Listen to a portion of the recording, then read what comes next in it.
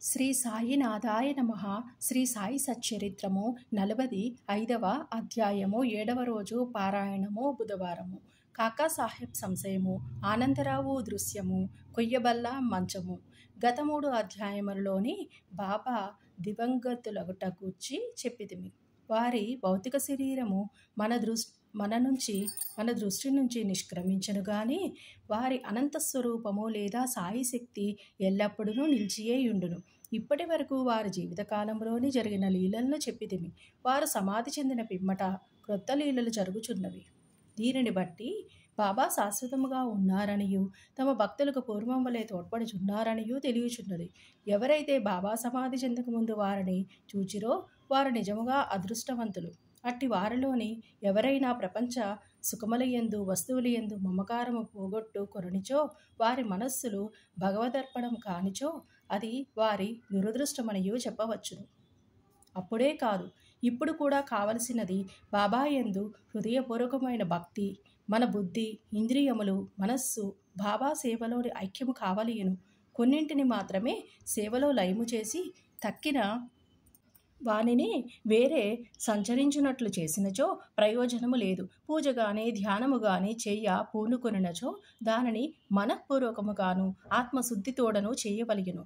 పతివ్రతకు తన భర్త యందు గల ప్రేమను భక్తుడు గురువునందు చూపవలసిన ప్రేమతోని పోల్చెదరు. అయినప్పటికీ మొదటిది రెండవ దానితో పోల్చి వీలు లేదు. జీవిత పరమావధిని పొందుటకు తండ్రి గాని, తల్లి గాని, సోదరుడు గాని, ఇంకా బంధువులు ఎవ్వరు గాని తోడ్పడరు. ఆత్మ సాక్షాత్కారమునకు దారిని మనమే వెతుకుకొని ప్రయాణమును సాగించవలయును. నిత్యానిత్యములకు భేదమును తెలుసుకొని ఇహలోక పరలోకములోని విషయ సుఖములను త్యజించి మన బుద్ధిని మనస్సును స్వాధీనం అందించుకొని మోక్షమునకై కాంక్షించవలయును. ఇతరులపై ఆధారపడుట కంటే మన స్వశక్తి ఎందే మనకు పూర్తి నమ్మకం ఉండవలయును. ఎప్పుడైతే మనము నిత్యానిత్యముల గల భేదమును పాటించదమో ప్రపంచము అబద్ధమనియు తెలుసుకున్నదము. దానివలన ప్రపంచ విషయముల యందు మోహము తగ్గి మనకు నిర్వ్యామోహము కలుగును. క్రమముగా గురువే పరబ్రహ్మ స్వరూపమనియు కావున వారొక్కరే నిజమనియు గ్రహించదము. వారు ఈ జగత్తును జయించిన వారును, ప్రపంచమునకు అతీతులు. అప్పుడు వారిని ప్రతి జీవరాశి యందు చూడగలిగి పూజించదము. ఇదియే అద్వైత భజనము లేదా పూజ. ఎప్పుడైతే మనము బ్రహ్మమును లేదా గురుని హృదయపూర్వకముగా ధ్యానించదమో మనము కూడా వారిలోని ఐక్యమై ఆత్మ సాక్షాత్కారం పొందుదము. వేయేల గురువునామమును జపించుట వలనను వారి స్వరూపమునే మనమును నుంచుకొని ధ్యానించుట చేతను వారిని సర్వ జంతుకోటి ఎందు చూచుటకు అవకాశము కలుగును. మనకది శాశ్వతానందమును కలుగజేయును. ఈ దిగువ కథ దీనిని విశదీకరించును. కాకాసాహెబ్ సంశయము, ఆనందరావు అనుభవము. కాకాసాహెబ్ దీక్షితుడు ప్రతిరోజు శ్రీ ఏకనాథుడు వ్రాసిన గ్రంథములను అనగా భాగవతమును, భావార్థ రామాయణమును చదువుటకు బాబా ఆదేశించెను. బాబా సమాధికి పూర్వం కాకాసాహెబ్ దీక్షితు ఈ గ్రంథములను చదువుచుండెను. బాబా సమాధి చెందిన తర్వాత కూడా అట్లే చేయుచుండెడివారు. ఒకనాడు ఉదయం బొంబాయి చౌపాటీలోని ఉన్న కాకా మహాజని ఇంటిలోని కాకాసాహెబ్ దీక్షిత్ ఏకనాథ భాగవతమును చదువుచుండెను. శ్యామ కాకా మహాజనును కూడా నచ్చట నుంచి శ్రద్ధతో భాగవతమును వినుచుండిరి. దీక్షిత్ ఏకాదశ స్కందములోని ద్వితీయాధ్యాయమును చదువుచుండెను. అందు వృషభ కుటుంబములోని నవనాథులు లేదా సిద్ధులకు కవి, హరి, అంతరిక్ష, ప్రబుద్ధ, విప్పలాయన, అవిర్, ఉత్ర, త్రుమిళ్ళు, చెమన్ను మరియు కరభాజన్లు భాగవత ధర్మసూత్రములను జనక మహారాజునకు చెప్పుచుండిరి. జనకుడు నవనాథులను ముఖ్యమైన ప్రశ్నలు కొన్ని అడిగెను. వారొక్కొక్కప్పుడు సంతృప్తికరమైన సమాధానములు ఇచ్చిరి. అందులో మొదటివాడగు కవి భాగవత ధర్మమును బోధించెను. హరిభక్తుని లక్షణములను, అంతరిక్షుడు మాయను దాటుటకు, విప్పలాయనుడు పరబ్రహ్మమును, అవిర్హోత్రుడు కర్మను, త్రుమిళుడు భగవంతుని అవతారములను, వారి లీలలను, చెమన్ భక్తుడు కాని వాడు చనిపోయిన పిమ్మట పొందు స్థితిని, కరభాజనుడు యుగ యుగములయందు భగవంతుని ఉపాసించు వేర్వేరు విధానములను సంతృప్తికరముగా బోధించిరి. వారి సారాంశమేమనగా కలియుగములోని మోక్షం పొందుట ఒక్కటే మార్గము కలదు. అదేమనగా గురుని లేదా హరి పాదారవిందములను స్మరించుట. పారాయణ ముగించిన పిమ్మట కక్కా సాహెబ్ నిరుత్సాహముతోని శ్యామతో ఇట్లనను, నవనాథుల భక్తి విషయమై చెప్పినది ఎంత అద్భుతముగా ఉన్నది, దానిని ఆచరించట ఎంత కష్టము. నవనాథులు పూర్ణ జ్ఞానులే గాని మన వంటి మూర్ఖులకు వారు వర్ణించిన భక్తిని పొందుటకు వీలగున అనేక జన్మలెత్తినను మనము దానిని సంపాదించలేము. అట్లయినా మనకు మోక్షం వచ్చుటెట్లు, కాబట్టి అట్టి దానిని మనం ఆశించరాదనియూ తెలియచున్నది. కక్కా సాహెబ్ నిరుత్సాహము నిరాశలు శ్యామ ఇష్టపడలేదు. వెంటనే అతడు ఇట్లను, ఎవరైతే వారి అదృష్టవశముచే బాబా వంటి ఆభరణమును పొందిరో అట్టివారు నిరాశ చెంది ఏడ్చుట విచారకరమైన సంగతే. వారికి బాబాయందు నిశ్చలమైన విశ్వాసమే ఉన్నచో వారు నిరాశ చెందనేలా. నవనాథుల భక్తి బలమైనదే ఉండవచ్చును గాని మనది మాత్రము ప్రేమానురాగములతోని నిండియుండలేదా. హరినామస్మరణము గురునామస్మరణము మోక్షప్రదమనియు బాబా నొక్కి చెప్పి ఉండలేదా. అట్లయినచో భయమునకు గాని ఆందోళనకు గాని అవకాశమేది. శ్యామ చెప్పిన సమాధానముతోని కక్కా సాహెబ్ దీక్షిత్ సంతృష్టి చెందలేదు. నవనాథుల భక్తిని పొందుటెట్లు అని మనోవేదన కలిగి ఆందోళనతో చికాకుగా నుండెను. ఆ మరుసటి ఉదయమే ఈ క్రింది అద్భుతము జరిగెను. లోతైన సముద్రములోని నడుము వరకు దిగి అచట నిలిచితిని. హఠాత్తుగా నచట సాయిబాబాను చూచితిని.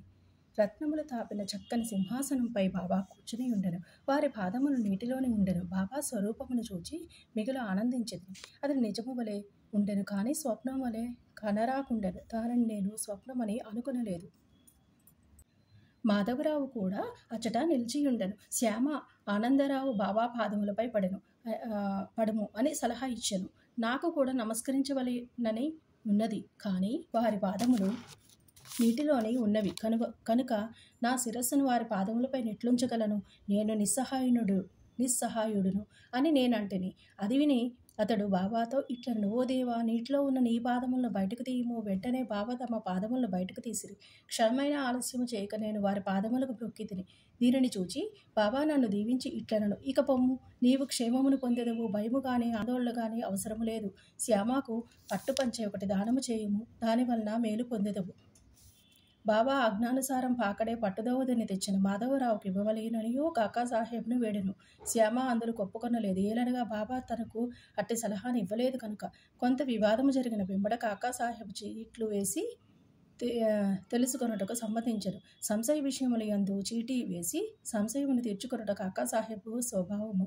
పుచ్చుకొనుము నిరాకరించుము అని 2 చీటీలు వ్రాసి బాబా పాదముల వద్ద పెట్టిరి. ఒక బాలునితోనే అందులోని ఒక దారిని తీయించిరి.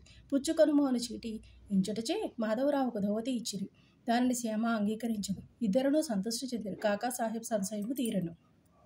ఇతర యోగుల మాటలను కూడా గౌరవించవలసినదనియు ఈ కథ ప్రబోధించుచున్నది. కానీ మన తల్లియగు గురువు నందు పూర్ణమైన భక్తి విశ్వాసములు ఉండవలయును. వారి బోధల ప్రకారం నడవవలయును. ఎందుకనగా మన కష్టసుఖములు ఇతరుల కంటే వారికే బాగా తెలిసియుండును.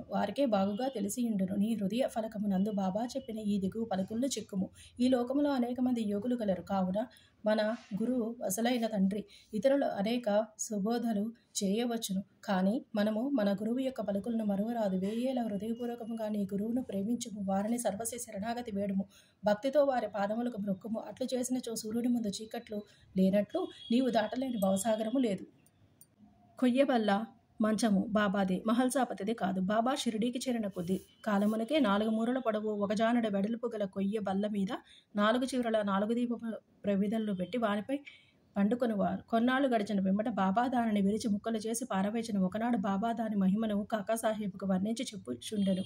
ఇది విని అతడు బాబాతో ఇట్లనను, మీకింకనూ కొయ్యబల్ల ఎందు మక్కువ ఉన్నచో ఇంకొక బల్ల మీ కొరకు మసీదులోని వేళ్లాడదీసెదను. దానిపై మీరు సుఖముగా నిద్రించవచ్చును. అందుకు బాబా ఇట్లనను, మహల్సాపతిని దిగువ విడిచి నేనొక్కడనే పైన పండుకొనుట ఇష్టము లేదు. కాకా సాహెబ్ ఇట్లనను, మహల్సాపతికి ఇంకొక బల్లను తయారు చేయించదును. బాబా అతడెట్లు బల్ల పండగలడు. బల్ల మీద అంత ఎత్తున పడుకొనుట సులభమైన పని కాదు. ఎవరు మిక్కిలి పుణ్యవంతులో వారే పడుకొనగలరు. ఎవరైతే కండ్లు తెరిచి నిద్రించగలరో వారికే అది వీలగును. నేను నిద్రపోవునప్పుడు మహల్సాపతిని నా ప్రక్కన కూర్చుండి తన చెయ్యి నా హృదయంపై నుంచుమనెదెను. అచట నుంచి వచ్చు భగవన్నామస్మరణమును వినుమనెదెను. నేను పండుకొననిచో నన్ను లేవగొట్టు మనెదెను. దీనినే అతడు నెరవేర్చలేకున్నాడు. నిద్రతోని కునుకుపాట్లు పడుచున్నాడు. నా హృదయంపై వాని చేతి బరువును గమనించి ఓ భగత్ అని పిలిచెదను. వెంటనే కండ్లు తెరిచి కదులుని. ఎవరైతే నేలపై చక్కగా నిద్రించలేడో, ఎవడు కదలకుండా ఉండలేడో, ఎవడు నిద్రకు సేవకుడో వాడు ఎత్తైన బల్లమీద ఎట్లు పండుకొనగలడు అనను. అనేక పర్యాయములు బాబా తన భక్తుల యందు ప్రేమచే నిట్లనను. మంచి గాని చెడ్డ గాని ఏది మనదో అది మన దగ్గర ఉన్నది, ఏది ఇతరులదో అది ఇతరుల వద్ద ఉన్నది. శ్రీ సాయినాథాయ నమః. 45వ అధ్యాయము సంపూర్ణము. సద్గురు శ్రీ సాయినాథార్పణమస్తు. శుభం భవతు.